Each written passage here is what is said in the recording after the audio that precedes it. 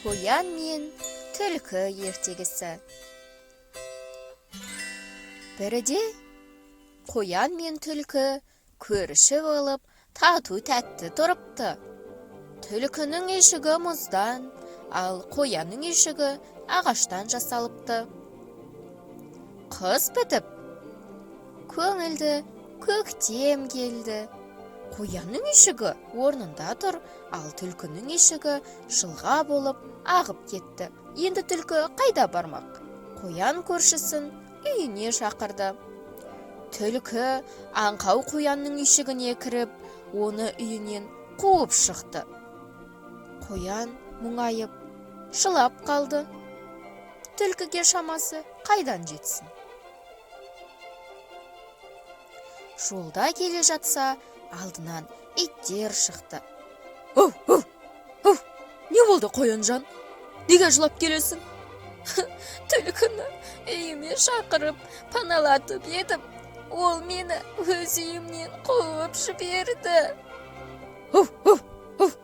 Қайғырма, Қоян. Біз саған көмектесеміз.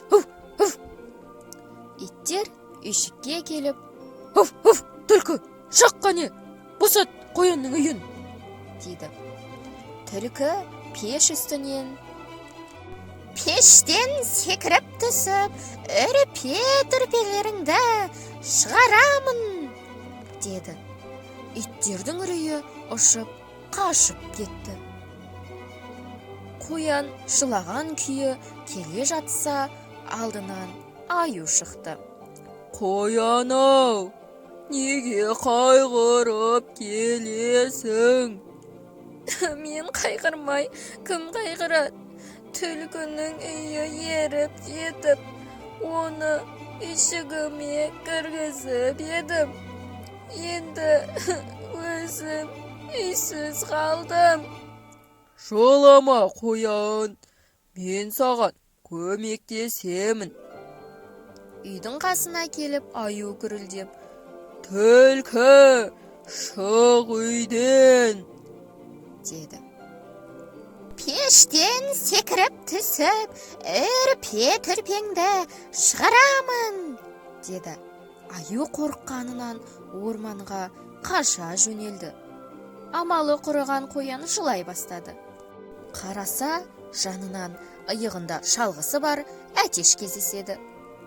Күкірі-күк! Қоян, сен неге жыладың? Әтешжан, түлкінің кесірінен үйсіз қалдым.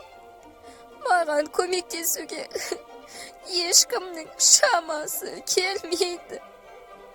Күкірі-күк, жылама! Мен оны қазір қуып шығамын. Екеуі үйдің қасына келді. Әтеш бар даусымен, күкірі-күк, шөп шабамын, түлкіні іздеп табамын, Қоянның үйінен шықпаса, оны да шалғынша шабамын, деді. Түлкі қорқып кетіп, қазір шығамын, киініп жатырмын, деді.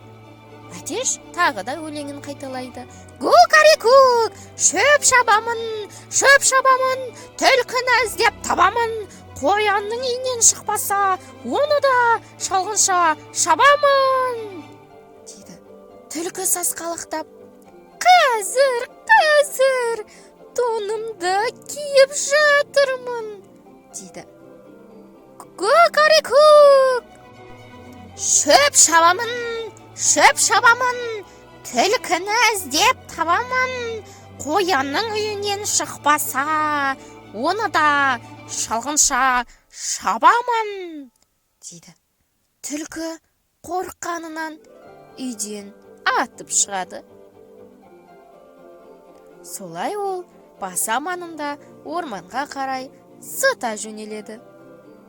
Ержүрек Әтештің арқасында Қоян міне осылай өз үйіне оралыпты. Содан бері Қоян мен Әтеш бірге тұра бастады. Түлкіні ұмытып та кетті. Осымен біздің ертегіміз аяқталды. Ал кім тыңдады? Сол жарады.